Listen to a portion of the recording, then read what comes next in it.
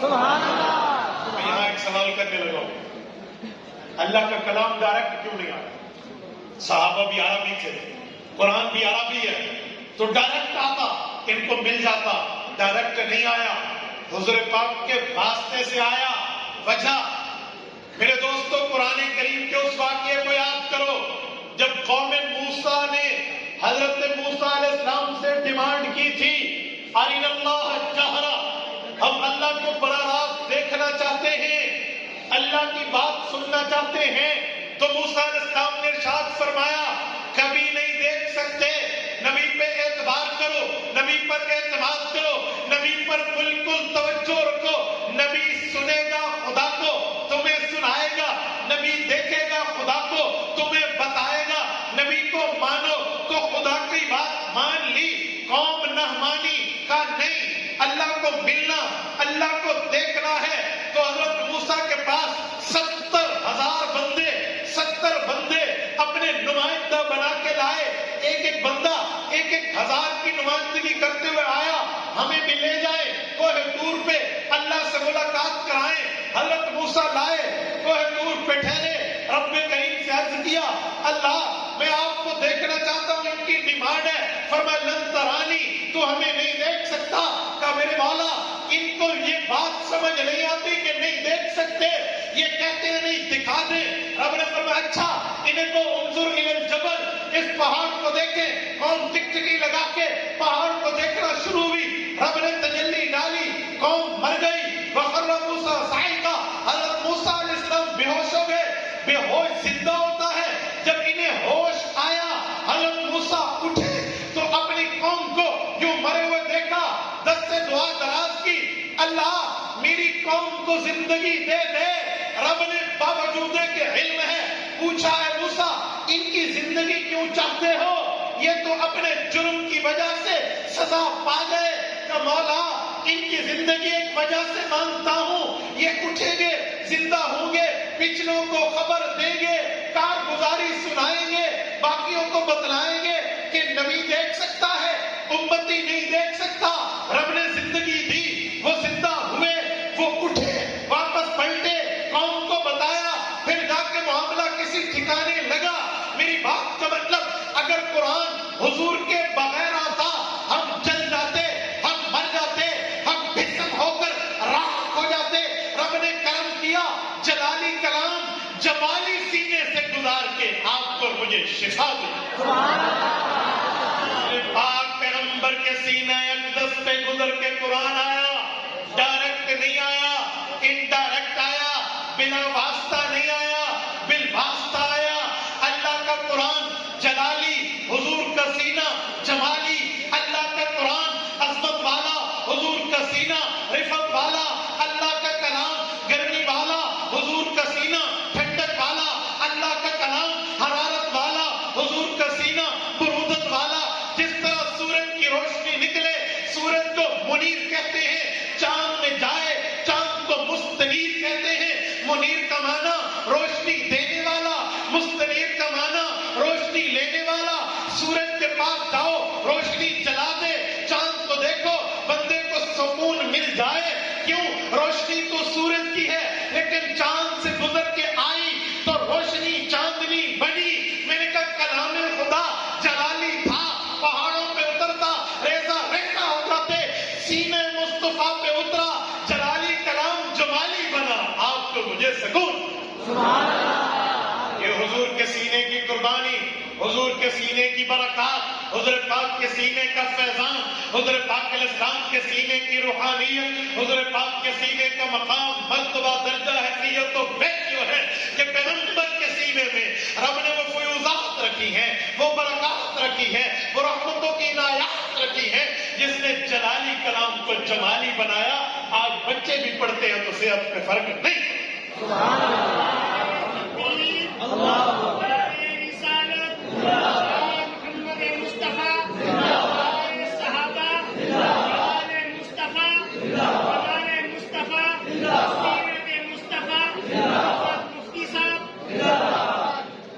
میری بات کا مطلب المنزل علی الرسول، یہ قرآن حضور پہ اترا، حضور کے سینے سے گزر کے آیا تبھی تکلیف نہیں ہوتی.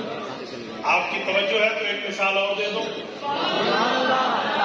سبحان اللہ نہیں, مجھے جواب دے. توجہ ہے, یہ جواب ہے. سبحان اللہ میں تو آپ کو نیکی ملے گی, مجھے تو پتہ نہیں چلے گا کہ سمجھ آ رہی ہے یا نہیں آ رہی. میں تمہارے مذہب کا خطیب نہیں ہوں, مذہب کا وکیل ہوں. آپ خطبہ کی ترتیب دیکھیں, وہ کہتے سبحان اللہ کہو. میں نے تو کبھی نہیں کہا سبحان اللہ. میں نے تو سبحان اللہ کے لیے کسی نے کہنا کہے, جس نے نہیں کہنا نہ کہے. میری تقریر تمہاری سبحان اللہ سے نہ بڑھتی ہے نہ کہنے سے گھٹتی ہے. میں نے خود گفتگو کرنی ہے, اس لیے مجھے جواب چاہیے. آپ کی توجہ ہے؟ آپ کہیں گے گرمی والا کلام نرمی والا کیسے بنا؟ میں نے بھائی سے پوچھا, بھائی جان پانی بڑا ٹھنڈا ہے, تو یہ ٹھنڈا پانی کہاں سے لایا؟ کہتے مولانا میں فریج سے لے کر آیا. میں نے کہا فریج میں کیا ہے, پیٹرول ہے؟ کہتے نہیں. ڈیزل ہے؟ نہیں. مٹی کا تیل ہے؟ نہیں. گیسز ہے؟ نہیں. کیا ہے؟ کہتے بجلی ہے. میں نے کہا بجلی ٹھنڈی ہے؟ یار بجلی تو ہیٹر میں جائے گرم ہے. بجلی سے تو بندہ جل جاتا ہے, کرنٹ لگے تو بندہ رات ہو جاتا ہے, بھسم جلتا ہے, بھسم بن جاتا ہے اور کوئلہ بن جاتا ہے. بجلی تو گرم ہے, فریج میں ٹھنڈی کیسے؟ کوئی بجلی تو گرم ہے, اے سی میں ٹھنڈی کیسے؟ بجلی تو گرم ہے, فریزر میں ٹھنڈی کیسے؟ کہا جی اس میں کمپریسر لگا ہوا ہے, وہ بجلی کی گرمی کو ٹھنڈک میں کنورٹ کر دیتا ہے, بجلی کی گرمی کو نرم بنا دیتا ہے, وہ ہاٹنگ کو کولنگ بنا دیتا ہے. میں نے کہا ٹھیک, گرم بجلی کمپریسر سے گزری, فریج میں ٹھنڈی بن گئی. کلام خدا جلالی تھا. لو انزلنا ھذا القرآن علی جبل, پہاڑ پہ اترتا لرأیتہ خاشعا متصدعا, پہاڑوں کو ریزہ ریزہ کر دیتا. لیکن وہ کلام ڈائریکٹ نہیں آیا, سینہ مصطفیٰ سے گزرا. محمدی سینے نے اس کی حرارت کو برودت میں کنورٹ کیا. رسول اللہ کے سینہ مبارک نے اس کی گرمی کو نرمی میں, اس کی حرارت کو برودت میں, اس کی سختی کو پیار میں کنورٹ کیا ہے. کہ اب کوئی آتا ہے, حضرت قاری صاحب میرے سر میں درد ہے, صلوات رکھ دیں. میرے پیٹ میں درد ہے, دم کر دیں. میرے گھر میں تکلیف ہے, پانی پہ پھونک مار دیں. وَنُنَزِّلُ مِنَ الْقُرْآنِ مَا هُوَ شِفَاءٌ وَرَحْمَةٌ لِّلْمُؤْمِنِينَ. اب یہ رحمت والا کلام بنا, اب یہ نرمی والا معاملہ بنا, اب شفا کے اسباب بنے. وجہ میرے پاک محمد کا سینہ. القرآن هو المنزل علی الرسول. اب توجہ رکھنا, کسی قرآن پر, قرآن کے دم پر, قرآن کے پڑھنے پر ایک بات عرض کرتا ہوں. علامہ سعد الدین تفتازانی رحمۃ اللہ علیہ کا زمانہ تھا. وقت کے بادشاہ کو ایک کمر پہ گھوڑا نکلا, وہ شدت اتنی بڑی, اس گھوڑے کی اتنی تکلیف بڑی کہ بڑے بڑے ڈاکٹروں نے ہاتھ اٹھا لیا, حکیموں نے ہاتھ اٹھا لیا, طبیبوں نے ہاتھ اٹھا لیا. معالجین پیچھے ہو گئے, جی ہمیں اس کی ذمہ داری نہیں لیتے. کسی نے کہا بادشاہ سلامت, سعد الدین تفتازانی کے پاس جاؤ یا اسے بلاؤ, اس کے پاس اللہ کا کلام ہے, زبان میں تاثیر ہے, وہ پڑھ کے پھونکے گا, صحت ملے گی. بادشاہ نے سرکاری سواری بھیجی, پریزیڈنشل پروٹوکول بھیجا, علامہ سعد الدین کو بٹھایا گیا, لائے. علامہ بڑی عزت سے آئے, آؤ بھگت سے آئے, ہٹو بچوں کی صداؤں میں آئے, بڑے اکرام اعزاز انعام کے ساتھ لایا گیا. تو جو ڈاکٹر تھے وہ دیکھ رہے تھے, اس مولوی کی بڑی عزت ہو رہی, یہ عزت ان ڈاکٹروں کو تو نہیں ملی, حکیموں کو تو نہیں ملی, طبیبوں کو تو نہیں ملی, باقی معالجین کو تو نہیں ملی. مولوی کی بڑی جے جے کار ہو رہی ہے, پتہ نہیں کیا بات ہے. چین سی شروع ہوئی, مولانا آئے, ان کے گھوڑے پہ ہاتھ رکھا, سورۃ الفاتحہ پڑھی اور فرمایا میرے پاک نبی نے فرمایا یہ بطور شفا ہے, پڑھ کے بھوک دی. فرمایا اللہ صحت دے گا. جب جانے لگے ڈاکٹروں نے انہیں چھیڑنا چاہا, ان کے پاس آئے, کہا مولوی جی تو پیسے لینے آیا؟ کیوں؟ کہا تجھے تو بادشاہ نے بڑے ہدیے دے دیے, حالانکہ تو نے مرہم تو نہیں لگائی, دوائی تو نہیں لگائی, پٹی تو نہیں لگائی, کوئی اوپر چیز تو نہیں لگائی, خالی پڑھ کے بات پھونک دی, اس سے تو صحت ملتی ہے, یہ کیا کیا تو نے؟ تو سعد الدین تفتازانی منطق کے امام, انہوں نے جملہ کیا کہا, سنے توجہ نہ ہٹانا. انہوں نے فرمایا بکواس مت کرو, شٹ یور ماؤتھ, ہٹو آگے سے, شرم نہیں آتی تمہیں بک کرتے, یوں غصے سے بات کی اور چل پڑے. تو ڈاکٹر تو مزید غصے میں آ گئے, کہ یار یہ مولوی منہ پھٹ آدمی ہے، عجیب بات کرتا ہے. وہ بادشاہ کے پاس گئے کہ اس نے ہماری انسلٹ کی ہے، بے عزتی کی ہے، اسے واپس بلایا. تو بادشاہ نے بڑی عزت سے بلایا اور کہا حضرت آپ سے ڈاکٹر ناراض ہیں، آپ نے ان کو گالی دی ہے. فرمایا جی نہیں. کہا یہ کہتے ہیں ہم نے سوال کیا ہے، اس نے جواب نہیں دیا. کہ میں نے جواب دیا. کہا حضرت کیا جواب دیا؟ وہ پوچھنے لگے اوپر کوئی مرہم تو نہیں لگائی، پٹی تو نہیں لگائی، دوائی تو نہیں لگائی، صحت کیسے ملے گی؟ خالی آپ نے دم پڑ کے پھونکا. سوال تو بنتا ہے، لاجیکلی کویسچن ہے، آپ اس کا جواب دے دیے. علامہ فرمانے لگے میں نے بھی نہیں جواب دیا ہے کہ بکواس نہیں کرو، منہ بند کرو، دفع ہو جاؤ، آگے سے ہٹ جاؤ.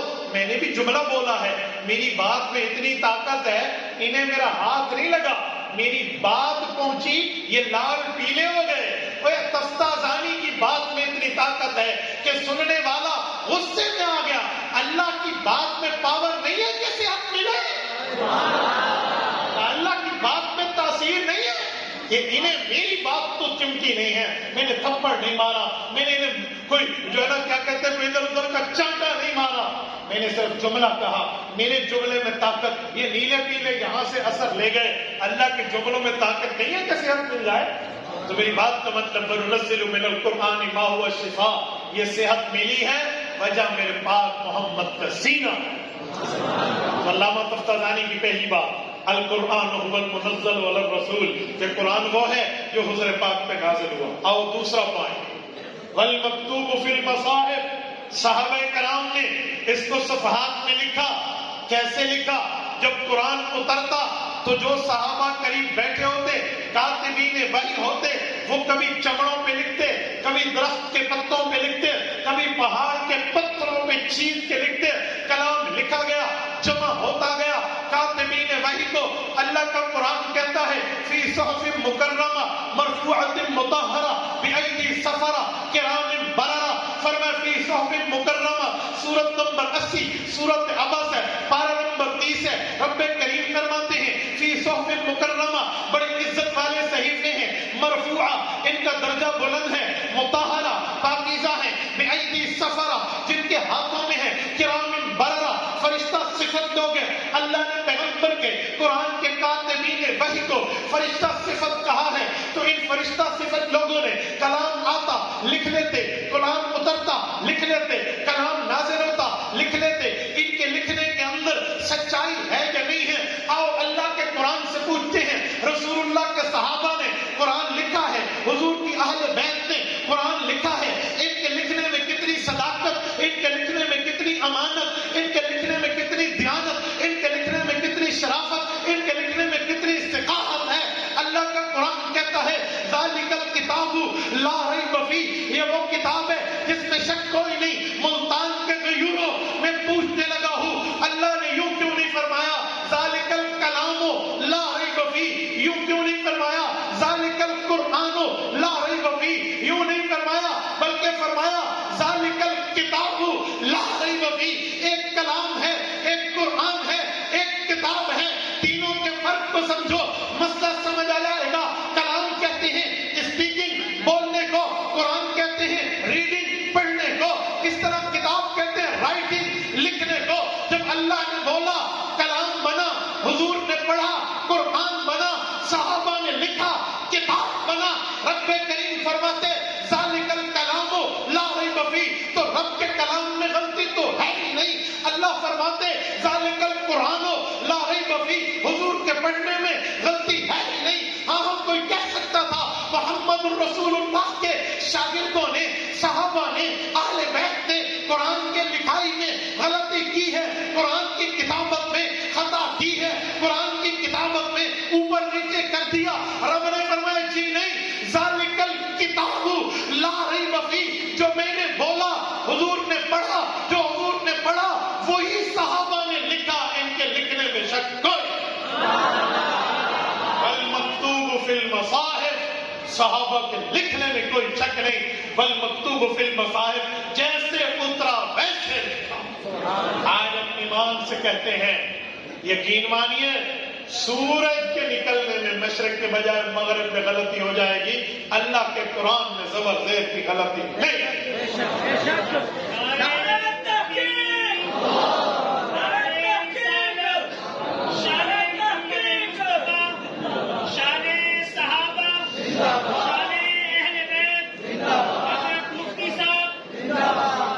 توجہ، والمکتوب فی المصاحف، صحابہ کرام نے اس کو صفحات کے اندر لکھ دیا، اور پیغمبر کے صحابہ نے کیسے لکھا؟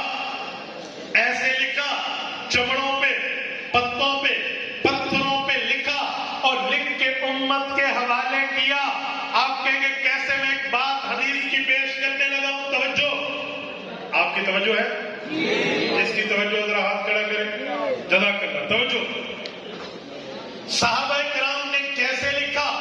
وہ یوں لکھتے، جب آیت اترتی لکھ لیتے، سورت اترتی لکھ لیتے، مضمون اترتا لکھ لیتے۔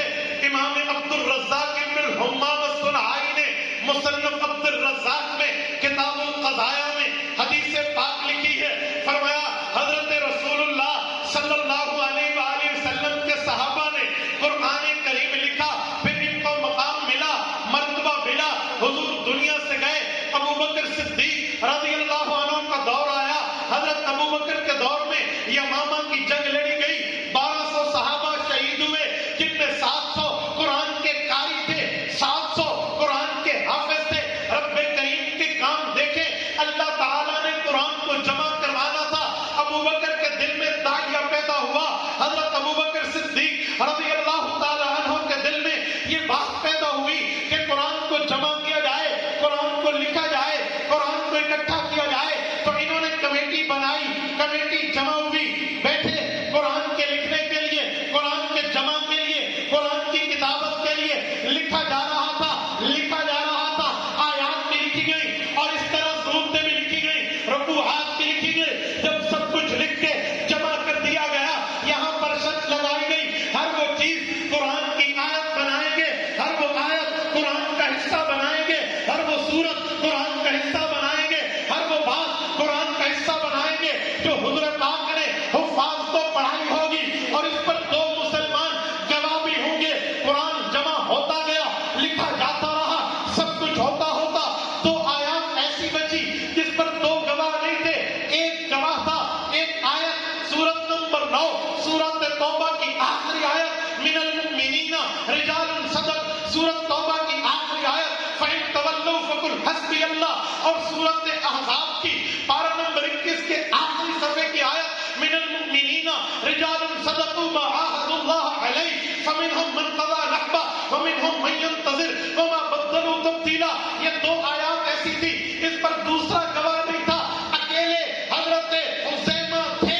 جب یہ آئے، آیت لائے، حضرت زید بن حارث نے فرمایا دوسرا گواہ کہاں ہے؟ فرمایا میں اکیلا حضور کی خدمت میں بیٹھا تھا تو اس وقت کی آیت اتری، میں نے لکھ لی، دوسرا گواہ نہیں ہے۔ اس وقت صحابہ نے نعرہ بلند کیا کہ اللہ کی شان دیکھو، حضور نے اس صحابی کو فرمایا تھا انت ذو شہادتین، تو ایک نہیں 2 کے برابر گواہی دے گا، آج اس کے ذریعے ایک آیت ملی ہے تو وہ لکھ لی گئی۔ اور یہ واقعہ ہوا کیا تھا؟ یہ واقعہ یہ تھا، حضور پاک کے پاس ایک یہودی آیا، اس نے آ کر کہا میرا قرضہ دے دیں۔ حضور نے فرمایا اتنی قد قضیتک، میں تیرا قرضہ واپس کر چکا ہوں، تو دوسری مرتبہ کیوں مانگ رہا؟ تو اس نے کہا گواہ پیش کریں۔ حضور پاک علیہ السلام کے یہ صحابی بیٹھے تھے، یہ فرمانے لگے حضور پاک علیہ السلام کو دیکھتے ہوئے کہ اب حضور گواہ پیش کریں گے۔ حضور نے فرمایا اس وقت تو گواہ کوئی نہیں تھا، تو یہودی چاہتا تھا دوبارہ قرضہ ملے، جھوٹ بول رہا تھا، تو اس صحابی نے بن دیکھے گواہی دی، فرمایا اشہد ان رسول اللہ قد قضاکا، میں گواہی دیتا ہوں حضور پاک نے تیرا قرضہ لوٹا دیا۔ یہودی بھاگ گیا۔ حضور نے پوچھا خزیمہ تو نے دیکھا تھا قرضہ لوٹاتے وقت مجھے؟ فرمایا جی نہیں، تو گواہی کیوں دی؟ یہ تو بن دیکھے گواہی ہے۔ حضرت خزیمہ نے دامن مصطفیٰ پکڑا اور عرض کیا بن دیکھے گواہی آپ کے لیے دی ہے، یہ دینا جرم نہیں ہے۔ آپ نے فرمایا اللہ ہے، ہم نے بن دیکھے گواہی دے دی۔ آپ نے فرمایا جنت ہے، بن دیکھے ہم نے گواہی دے دی۔ آپ نے فرمایا دوزخ ہے، بن دیکھے گواہی دے دی۔ آپ نے فرمایا آپ کو نبوت ملی، ہم نے ملتے نہیں دیکھی، بن دیکھے گواہی دے دی۔ آپ کو رب نے معراج کرایا، ہم نے نہیں دیکھا، بن دیکھے گواہی دے دی۔ اب آپ ہی فرما رہے، آپ بن دے کے گواہی کیوں نہ دو؟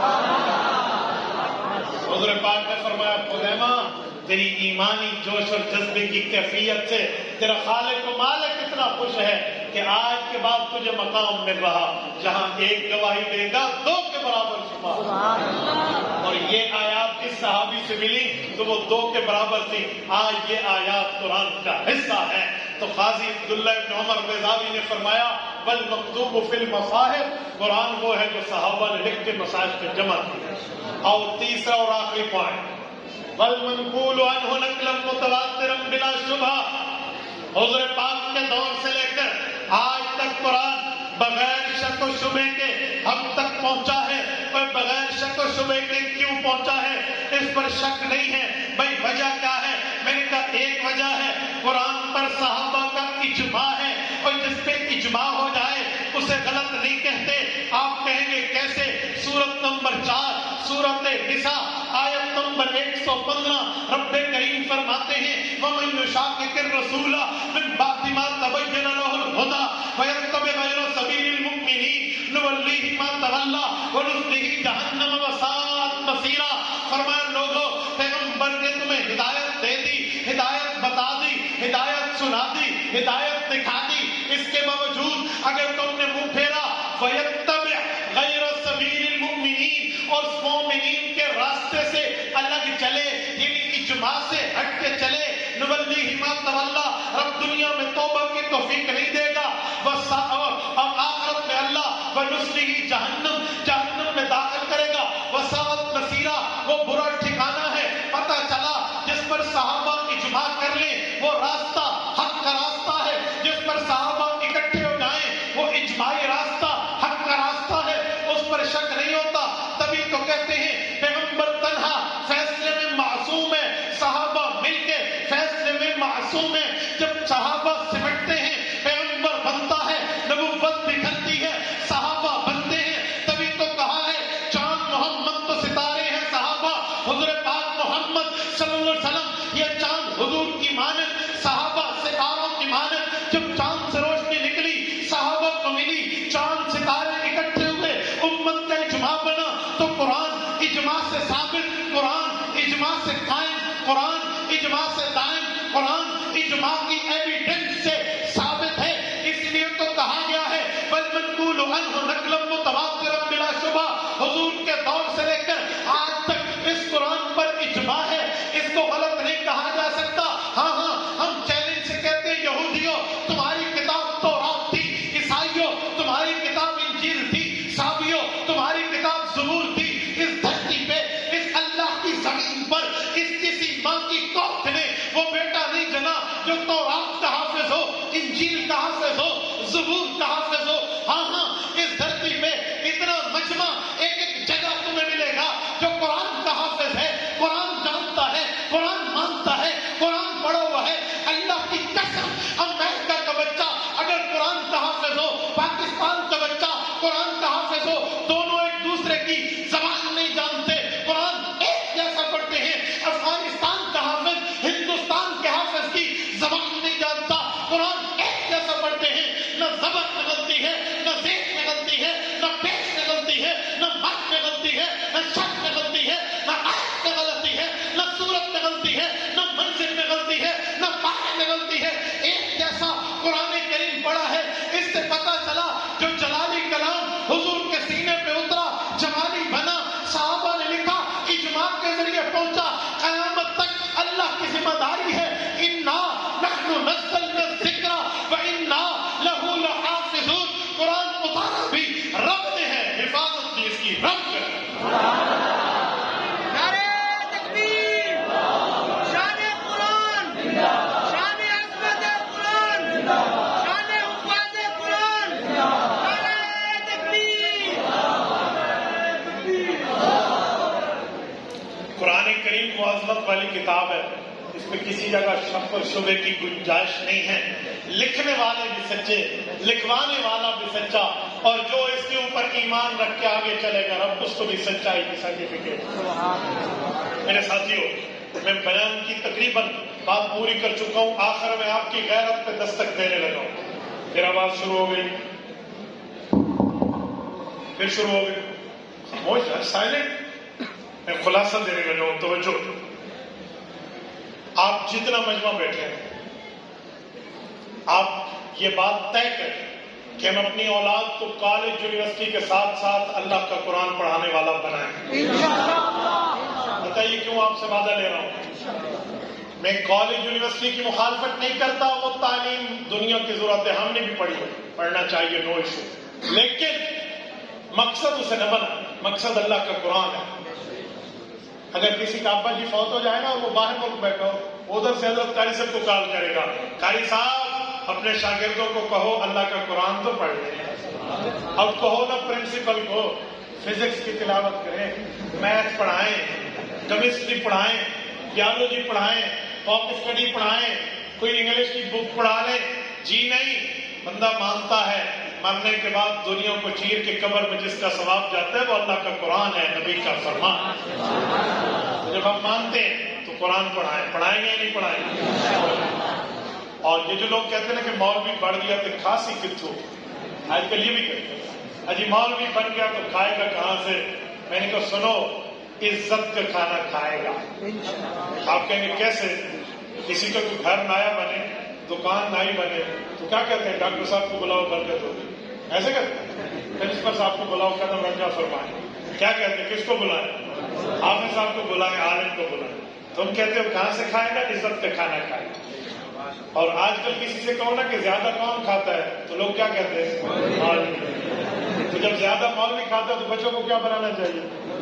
اچھا حضرت قاری صاحب میں ایک بات کر رہا ہوں, یہ جو کہتے ہیں مولوی بنے گا تو کھائے گا کہاں سے, ایک بات, اور دوسرا کہ مولوی کھاتے زیادہ ہے, یہ دو باتیں آپس میں ملتی ہیں.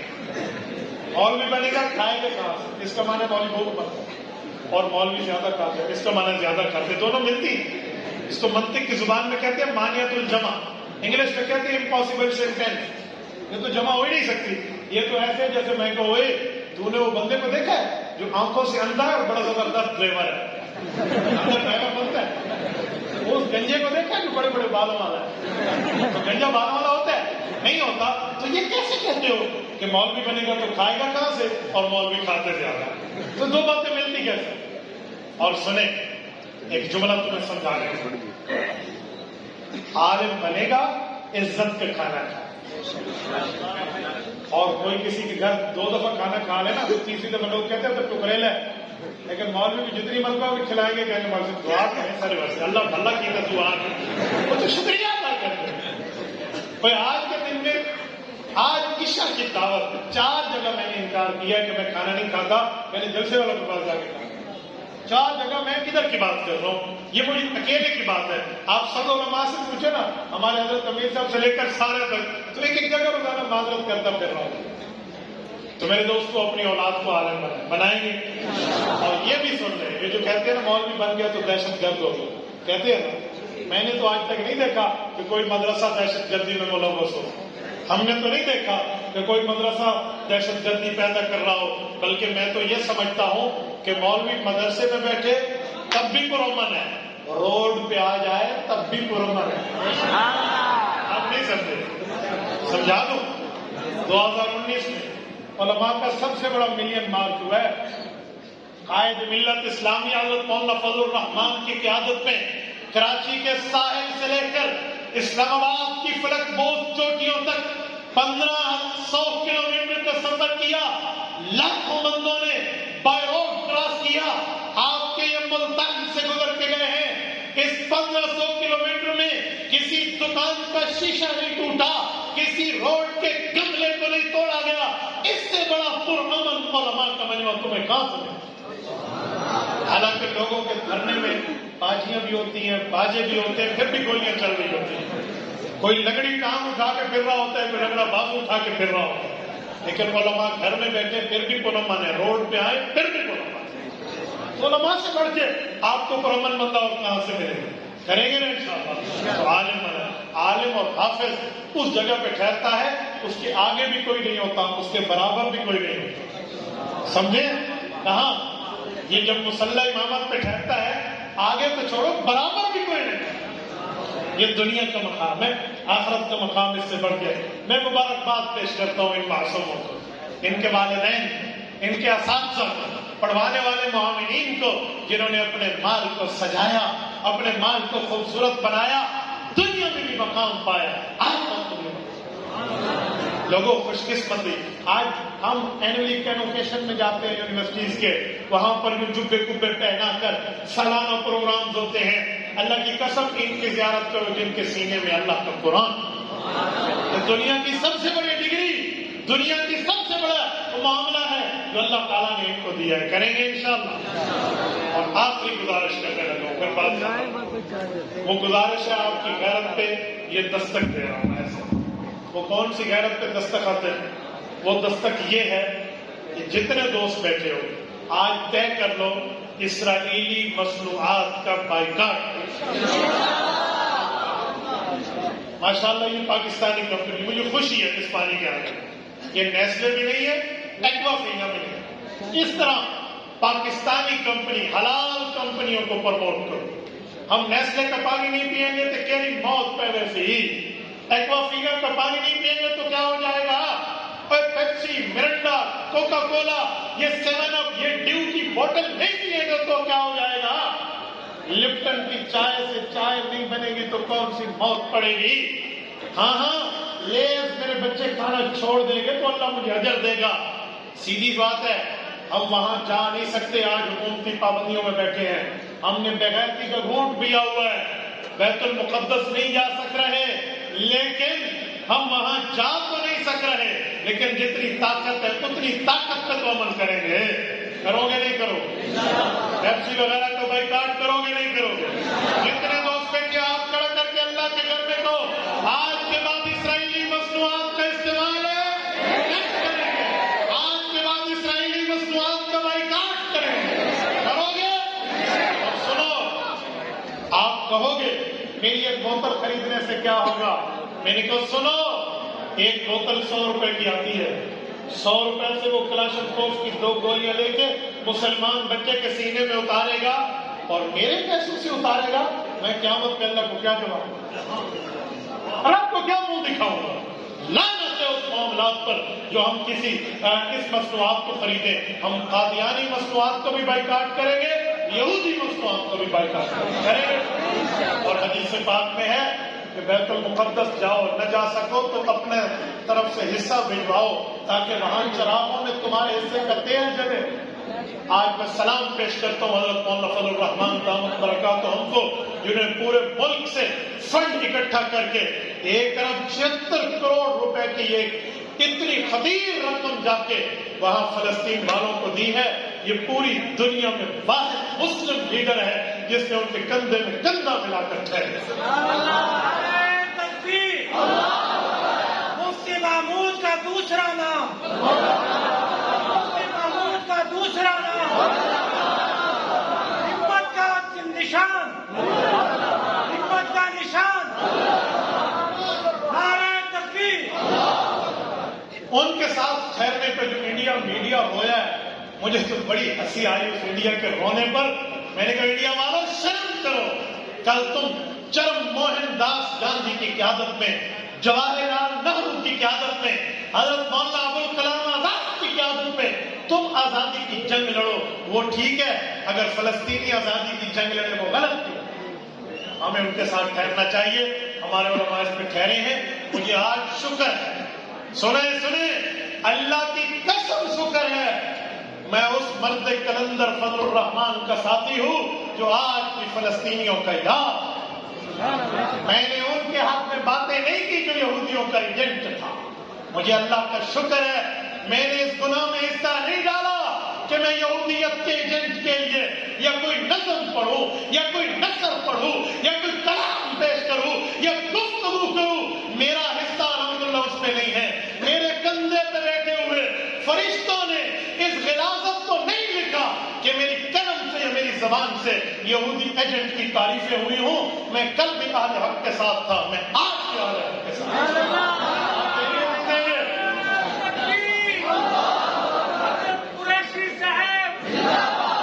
میں اس بات پہ کیوں کہہ رہا ہوں، ہم جملہ علماء کرام خوش قسمت ہیں، ہم نے اپنے کھاتے میں یہ گناہ نہیں ڈالا۔ اللہ کا کرم، اللہ کا شکر، ہم کل بھی آل حق کے ساتھ تھے، ہم آج بھی آل حق کے ساتھ ہیں، انشاءاللہ آپ حضرات بھی رہیں گے، کریں گے انشاءاللہ۔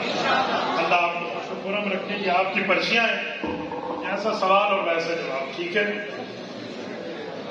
مفتی صاحب ایک شخص نے کہا ہے اس سے بات کرو تو کہتے ہیں کہ حضور پاک صلی اللہ علیہ وسلم کی عنایت سے تم سے پہلے میں جنت جاؤں گا، ہو سکتا ہے اللہ پاک اس کے اوپر کرم کرے، حضور کی سفارش سے جنت جائے، امید رکھنی چاہیے، لیکن دین کی بات کا انکار نہیں کرنا۔ اچھا یہ بے نماز کہتے ہیں حضور کی عنایت سے جنت جاؤں گا، نماز نہ پڑھو، جھوٹ بولتا ہے، پورا جھوٹ بولتا ہے۔ حدیث پاک میں کہ جو نماز نہیں پڑھتا، حضور نے فرمایا میرا جی چاہتا ہے صحابہ کو یہاں کہو تم امامت کرو اور ان کے گھر جاؤں نہ تو ہر وقت علیہم بیوتہم، جا کے ان کے گھروں کو جلا دو۔ تو اس لیے بے نماز آدمی کی بات جھوٹ ہے۔ مفتی صاحب اسلامی مصنون عقیدہ حیات النبی کے منکر کے پیچھے نماز ہوتی ہے، دارالعلوم دیوبند سے لے کر جامعہ خالد مدارس ملتان تک کا فتویٰ نہیں ہوتی۔ مفتی صاحب آج کل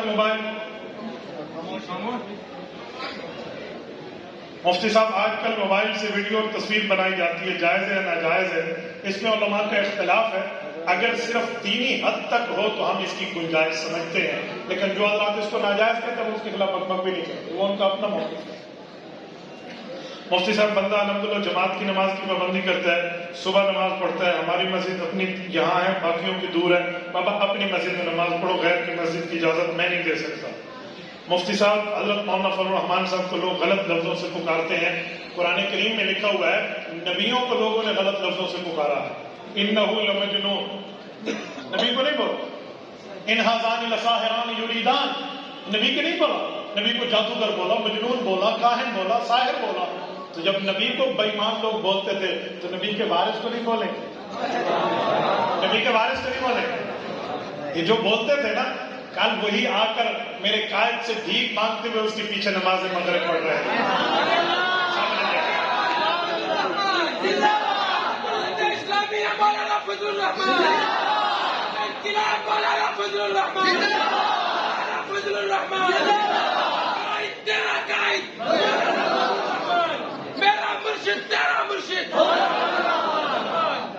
تو اسی لیے جو وہ ان کے ابا پیچھے ہٹ گئے ہیں تو باقیوں کا کیا کام ہوگا؟ اس لیے علماء کے خلاف بولنے پر اپنے نام اعمال کو برباد نہ کریں۔ جزاکم اللہ تعالی۔ اقول قولی ھذا واستغفر اللہ وآخر دعوانا الحمد للہ رب العالمین۔